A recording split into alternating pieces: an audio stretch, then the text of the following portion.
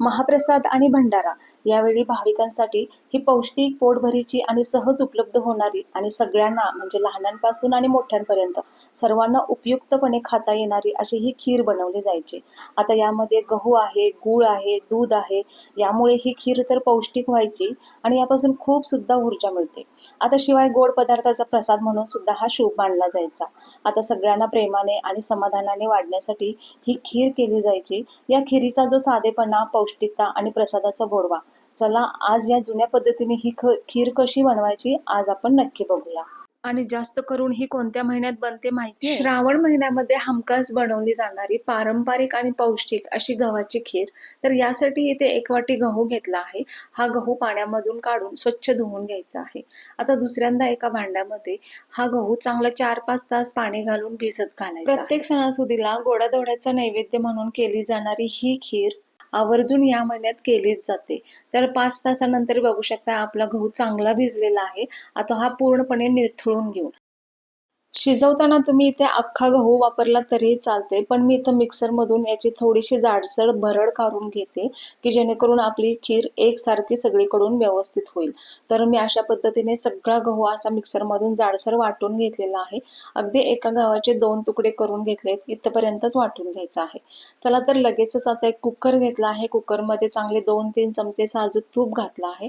आता जी गव्हाची भरड केली होती ती संपूर्ण गव्हाची भरड याच्यामध्ये घालून तुपामध्ये चांगली भाजून घ्यायची आहे. आता यामध्ये तुम्ही इथे लागलीच ड्रायफ्रुट्स घालू शकता, खोबऱ्याचे काप घालू शकता की जेणेकरून हे गहू शिजताना सुद्धा ते सुद्धा छान शिजले जातील आणि हे शिजल्यानंतर याची टेस्ट सुद्धा खूप चांगली लागते. आता पूर्णपणे हे तुपामध्ये सगळं भाजून झालेलं आहे. आता गव्हाच्या अंदाजाप्रमाणे गहू पूर्णपणे भिजेल इतपत आपल्याला या कुकरमध्ये चांगलं पाणी घालायचं आहे आणि एकसारखं सतत ढवळून आपल्याला कुकरचं झाकण लावून याच्या 5 शिट्ट्या आणून द्यायच्या आहेत. या 5 शिट्ट्यांमध्ये ही गव्हाची खीर एकदम मऊसूद शिजून येते. झाकण उघडल्यानंतर बघू शकताय, हाताने सुद्धा चेक करायची गरज नाही. आपल्याला डोळ्याने पाहता क्षणी कळेल की आपली खीर मस्त अशी शिजलेली आहे. यातले ड्रायफ्रुट्स आणि खोबरं हे सुद्धा चांगलं मऊसूद झालेलं आहे.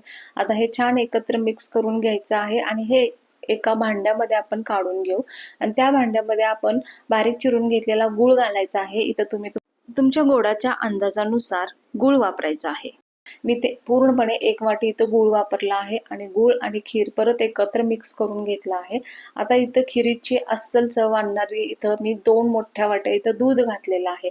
आता या दुधामुळे आणि तूप, दूध याच्यामुळे खूप छान असं खिरीला टेक्स्चर आणि स्वाद सुद्धा येतो. याच्यामध्ये आपण ड्रायफ्रुट सुद्धा घातलेले आहेत आणि याच्यावरून परत एकदा आपण ड्रायफ्रुटचा तडका सुद्धा देणार आहे. वा वा, आताच्या खिरीचा सुगंधच खूप सुंदर येत आहे आणि मस्त अशी ही उपवासासाठी गोडाचा नैवेद्य म्हणून केली जाणारी पारंपरिक पद्धतीची गव्हाची खिरीची ही रेसिपी तुम्हाला जर आवडली असेल तर चॅनलला प्लीज लाईक करा, शेअर करा आणि सबस्क्राईब करायला अजिबात विसरू नका.